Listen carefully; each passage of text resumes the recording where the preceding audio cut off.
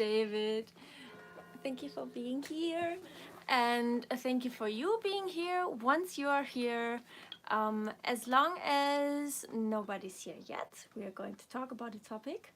Yes. But And feel free to ask your questions in the chat at every time throughout the whole live stream. And I think we made a mistake. What? Because it's 6 p.m. now. Yeah. And the church bells from the church next to us might start ringing. Oh. Now. It doesn't but matter. They also might not. Well, it doesn't matter. It's we'll just see. going to be background music. Yeah. But no, it's the right timing we have. We hope that more people are able to join us today because it's 1 hour later than last week, and we plan on doing these lives regularly as long as people show up. So these are the kind of practice weeks. We're trying to find out if it makes sense to make these live streams, and about for a month we are finding out if people are interested. And so please show us by supporting us and joining us live if you want these regularly in the future. Yep.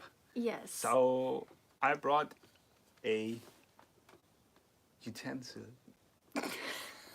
a cooking tool. Which is a cooking spoon. Spoon, yeah. And the reason why I brought this is to talk a little bit about a topic. So you don't forget it. So I don't forget it, correct. The topic is meal preparation, basically. Yes. I wanted to share some insights from our daily life, and that I usually was the one who cooked in the kitchen our food, like lunch and dinner, and the reason why it was me doing this most of the time. And the reason was that you were basically, should I say, afraid or like overwhelmed? What time, in recovery or before? Well, let's start like do it chronologically. Yeah. So before recovery, you were just afraid of a lot of foods, a lot of ingredients. So you asked me to not put in like too much oil, too much sugar, too much salt, in too much processed anything. Yeah, into the food, and because you were scared of it, and I never wanted to like force you to eat a specific food or a specific type of food, or like salty food or oily food or whatever, and so I tried whenever possible to respect that. And to cook as you would. To cater to those wishes. Yeah. Correct. Okay. And but then it changed during the process, or even in the quasi recovery, it started to change. Yeah, because you challenged yourself to actually start eating more oily food and more salty food and so on. And that really was a game changer in your recovery, because you faced your fears, and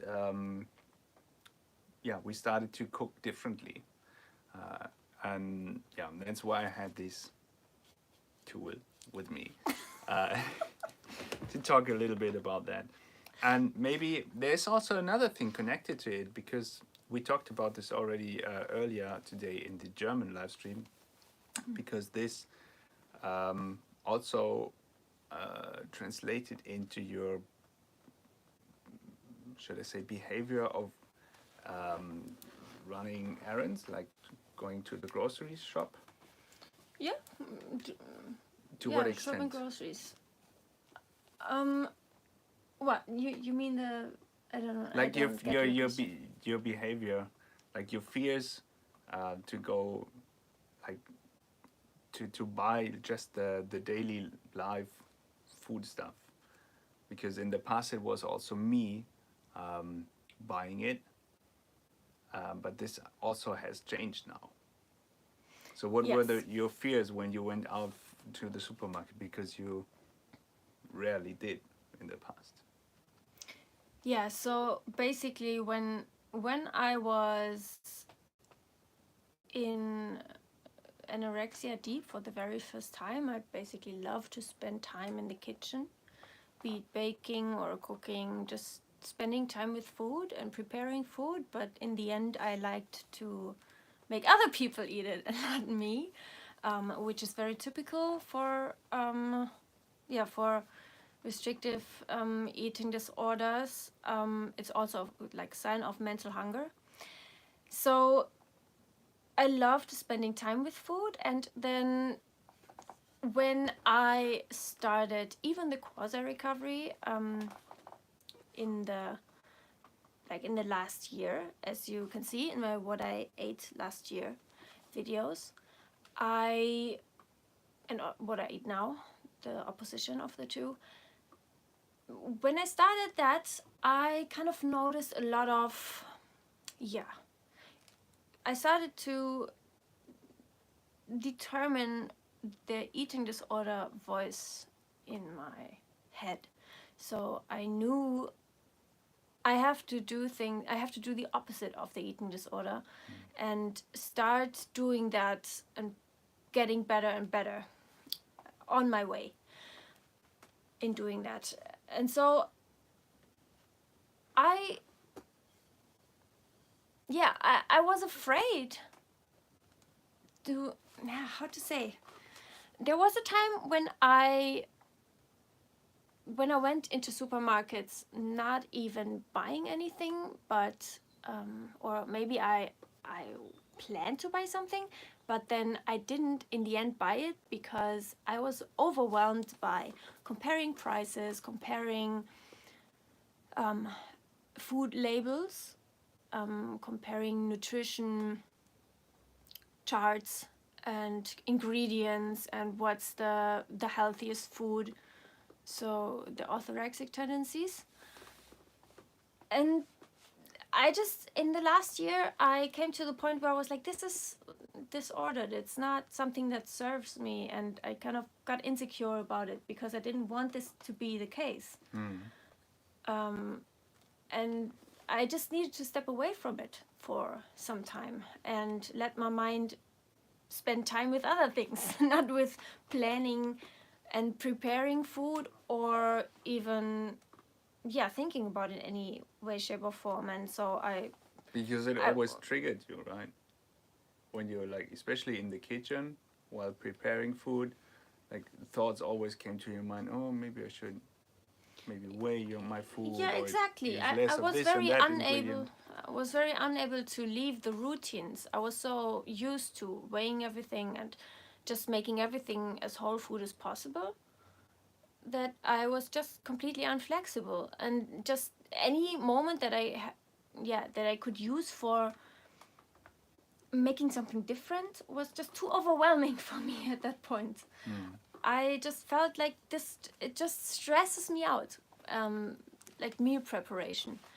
And I felt like I'm just not there yet, that I can make it unhealthier on purpose,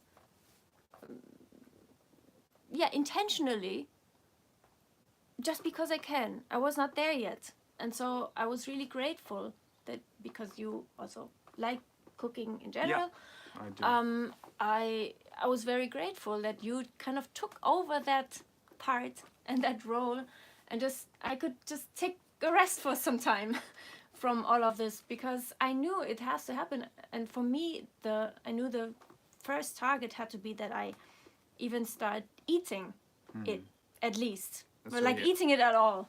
You had some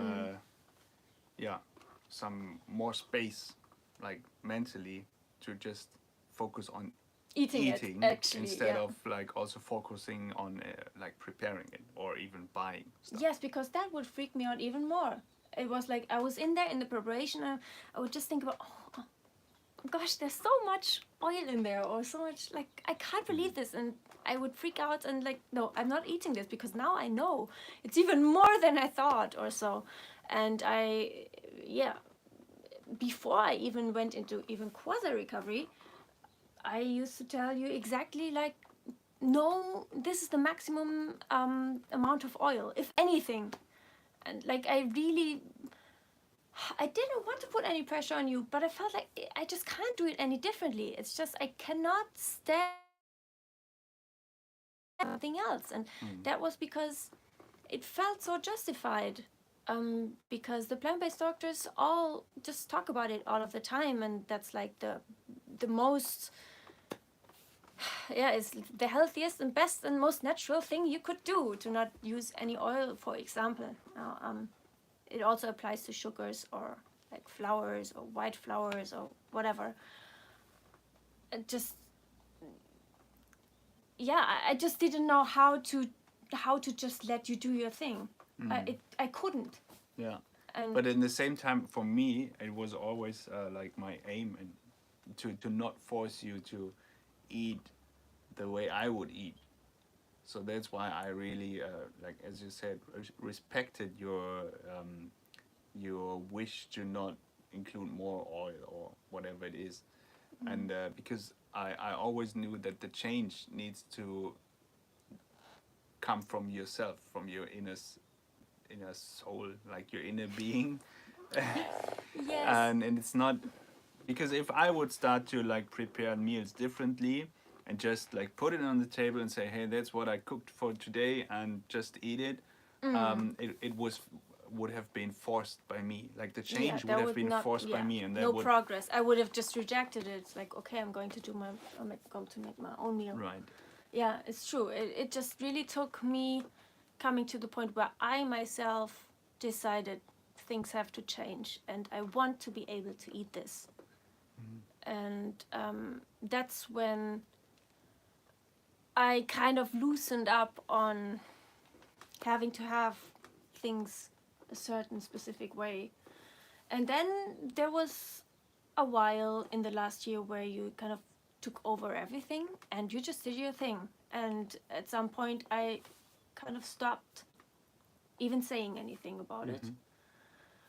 Especially in the real recovery, that was around October last year, when I went all in, how they say. And that's just, that made everything really simple, because there are no rules. Foods can be however they are, and they can be cooked however they are, and they can be prepared by anyone. Yeah. Also, like for going out into a restaurant, it's like a lot easier. It's like it's a whole different world. Yeah, for example, this weekend, we were in a restaurant, in pizzeria, with family together, and I was just thinking about it, and I was amazed, because we were just ordering it from the menu, just straight from the menu, without any No custom requests.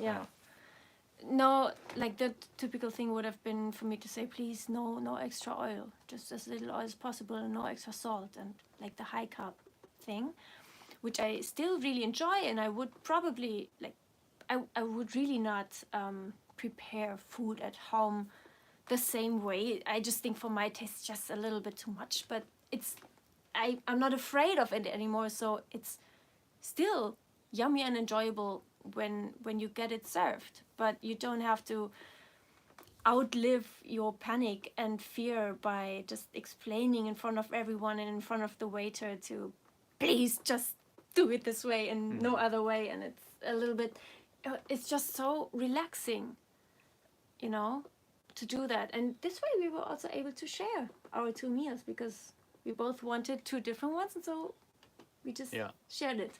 And you actually ate, because I always want, like usually when I'm in a pizza or Italian place, I either order pizza, haha, big surprise, or pasta. Yeah. Those are my 2 favorites. Yeah. And yesterday I ordered pasta aglio e olio, which Aglio. It sounds like ugly, disgusting. aglio, not ugly, but Italian. aglio e olio, which I guess is pronounced perfectly. I think so.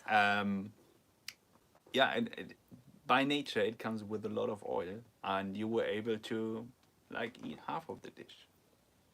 Yeah, and even the last bits where like the last spoons of oil, it's Yeah. like kind of Drained. dripping, draining in the oil, kind of drowning. Yeah, so as I said, it's not, I don't crave it. I would not personally prepare a meal like this for me, but the fear is gone. And just in general, this weekend was really revealing for me because I noticed the fear of eating meat is not there anymore, which is huge for me because I used to be so scared, and for me it was not a difference. I was listening into my brain, kind of something is different from how I used to know it, and it's because I was challenging it again and again and again throughout the last months, half year, that I had the tofu sausage and I had the real sausage, and I don't know, it would have been fine for me to only have the real sausage or only have the tofu sausage. It was neutral. There was no difference, and that is it just makes me so happy because I just feel it coming that it can be for me that I can just not eat things for ethical reasons at some point. Which should not be too early. It should really just come organically and not by overreacting, influenced by the eating disorder. Like, we're not afraid anymore. So from tomorrow on, we're not going to have meat and we are vegan again. It's like, of course, that's not the right way to go about it. But I just, that shows me I will be able at some point in my life to not eat foods for ethical reasons, like to is that right now, to have only ethical reasons to not eat a food, not mixed with restrictive reasons. Yeah, which is really nice because it just proves to me that what I have been working on, it's basically been the hardest thing that I've done in my life throughout the last year, and that it's just so totally more than worth it for every kind of challenge and every fear that I faced. Yeah, especially also because you're not like at the moment or at the point where you are now, you're not like caught in your thoughts anymore around food, especially when we are like out in a restaurant for eating, where you absolutely don't know what's inside the food, and so your mental capacity is not maxed out by the thoughts around the food. Yeah. So you have more capacity left over for like small talk and just the things around you. For the relationships. Yeah, just the Yes. life basically. Yes. And that's also a huge difference we realized in the past, I don't know, Yes. few weeks Yeah. or a month already. Yeah. I'm convinced that restrictive eating disorders take away from your ability to actually build and maintain relationships. I saw it in myself. I mean, I tried to keep up with the bare minimum, but that does not build really healthy, thriving relationships because, it's just, I was consumed by, my capacity in my brain was too much consumed by eating disorder stuff. And so even in the beginning of my recovery, I mean, of course, you're very much over focused, and you have to be on this. And so the fact that I can spend time with people and just really completely be there in the conversations and not even think about the buffet or whatever is there, or about the next meal, or what I can and cannot eat, or what I'm afraid of or not. It's just really mind-blowing for me because I'm not used to this. It's completely new, yeah. Yeah, and you said also it feels different. Like, I kind of feel different because I feel, you said it feels like I'm more relaxed and open and just laughing more with people, and Yeah. the thing is, for me, yes, I used to also kind of produce this in the past, but it was, yeah, if you want, yeah, produced. And I don't know if fake is the right word, because I actually know I am this person naturally, and I wanted to be it so much, but I didn't quite know how, because I was just so unable to really focus on just being relaxed. I was unable to be relaxed, basically. And so now it's not produced and not, you know, it's not, yeah, it's just completely real and genuine and authentic. And I can when I laugh, it's from my belly. It's because I'm happy. It's because I feel like laughing, not because I'm like, yes, I want to laugh, but I don't know how. And it's just completely, yeah, it's Natural. just life is coming back. Yeah. And it just made me so happy this weekend. Yeah, it's good. Yeah.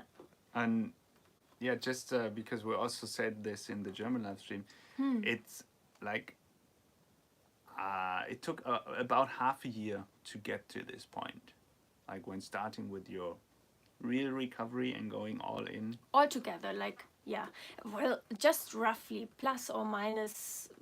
I had some, I would say this half year is like the hardcore days where I was really going in with no compromises. There were breaks in the beginning, in between, because I kind of panicked and, you know, Step back a had a break, took some rest, but yeah, I just attacked it again and again and again, the real recovery, until it lasted for longer. And so every attack led to more recovery, and every attack also, it's not like, you know, it's not like, oh, then it was all for nothing, but it's, I would rather look at it like all of the efforts sum up, because the challenges you made, no one can take that away from you. Yes, you might have taken a step back because you freaked out, or the eating disorder freaked out, but when you can build upon that in the next time. What doesn't kill you makes you stronger. Yes, but the thing is, it's not going to come by itself just because you're bored or something. You have to actively challenge. Challenge it again and again. And that's how, you wanted to talk about this time, the half year plus minus. Yeah, just to give people like a rough estimate of how a camera falls or not. No, just a rough estimate of how long it took for you, like to reach this point. Yes.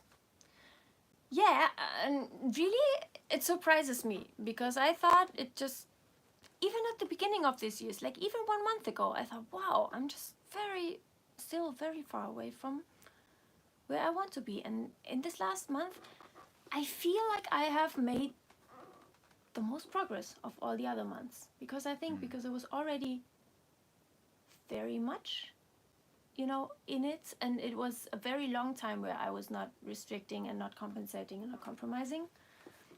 And I think I was also, it was kind of not the very first steps, but I built upon the very first steps. I have gone a long way before already, and I just feel such a difference from when I started making videos. I think it's just grows into a snowball, and the ball just gets faster and faster, and like potence, like it just, the growth of the ball gets faster and faster. You know what I mean? That's how I feel. Exponentially. Yes. And, yeah, that's how I feel, because it feels like now, I think it might not take as long as I thought it would take. At the beginning, it felt like, well, I have to just, it has to take ages, like years. Especially since your history of eating disorders is like a long history. Yes. So you thought, okay, a long history of eating disorders also means like a very long progress of recovery. Yes, but the thing is, I think the more radical you go about it, the more extreme you go about it, and the faster you just jump into the cold water, the shorter the recovery time is until you are fully recovered. I'm really convinced of that, because the more radical I was, the faster I just got there. It's like you cannot win. The more you challenge yourself, the shorter the pain of going through fear is, because you just get rid of the fears earlier and faster. And I heard that before from people like Tabitha Farah and Becky Freestone and several other people. But yeah, I think it's just a phenomenon that all the viewers think, well, yes, maybe for them, but not for me. I was one of them. Because you're like, Yes. basically your mind always wants to be in the, how do you say, the pity pot? Like, No, I don't think so. It's not Okay. because, no, it's more because of the perception. You just cannot grasp and imagine the idea that in a short, like in half a year, for example, if you had told me half year ago that I would feel the way I feel now 1.5 year later, I couldn't have believed you, because I was in the point where I was there. I was in that situation, and with the brain that I had there, with very little rewiring, that I thought it's just not possible. I don't know this. I was still too ED wired in my brain that I could not fathom that this could be possible. And I just want to speak that. I just want to tell you guys, if you cannot grasp that, it totally is that way. The faster and the more extreme you jump in,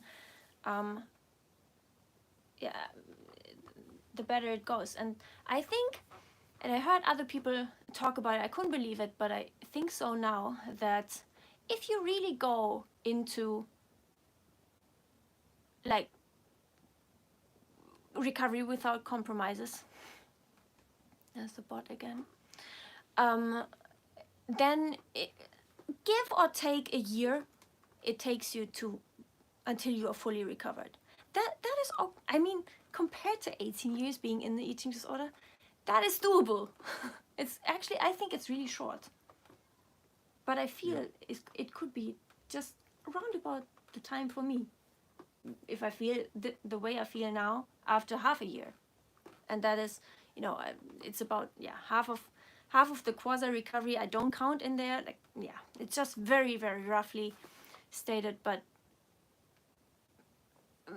because that is just, if you do the opposite every time, your brain just keeps arriving, and the longer it's like every day there's new neural pathways that are built, and things are completely 180 degree in your brain, are wired completely the opposite. And if you keep doing that, I think it just, I'm convinced it just takes so much shorter, like so much less time than we think at the beginning. Yeah, At I mean, least it is for me. you could transfer 1,000 liters of waters from one like barrel into another, or one, how do you say, Fass oder wie? Behältnis, Bucket. like one bucket to another, either by like taking 100 milliliters at a time and transfer it over to the other one, and then you have to go back and forth, and like it takes a long time. Or you just go for the 10-liter buckets and transfer 10 liters at a time, and it of course will be much heavier to do it like each time, but it will be so much faster, and you will have accomplished the same end result in a very much shorter time. Yes, totally. Also, we had that picture of jumping into the cold water. It's much less painful than doing it every minute, 1 millimeter. Go forward. You just suffer and suffer and suffer your way through it, and it takes much longer. It's like, I think you can really apply that picture to recovery. I really felt that way when I was in quasi recovery. Just everything helped me so much more in the fear, because I was not just letting go of everything. And that doesn't mean that jumping into the cold water was not painful. It was very, very painful. But But it brought you to the place where less you're right now. painful than the going slowly, Yeah. actually, because you instantly get rewarded with the feelings you get with real recovery, because you just finally get a taste of the freedom, how life can be if you don't restrict. Yes, it's scary all of the time, and yes, I cried tons of buckets. Yes, you know. You cried me a river. Yes, an ocean. But it's just, that's when you actually get something for the pain. You start to feel Better. Yeah, you start to taste how it could be when you are fully recovered. And as long as you hold yourself back and still restrict here and there, like nothing really gets rewired, and you feel like, well, I'm gaining weight, but what for? I just don't feel free, and I can live without that freedom. I just stay where I am now because at least I'm skinny or whatever, or don't gain any more weight or whatever. And just quasi recovery and the real recovery were like a difference like day and night for me, because of the instant reward that was missing in the time when I was, for example, allowing myself a piece of chocolate on my oatmeal in the morning, which I showed, you will see in the next week in the what I eat. Like, I was challenging that, the unnecessary calories of the chocolate on the oatmeal.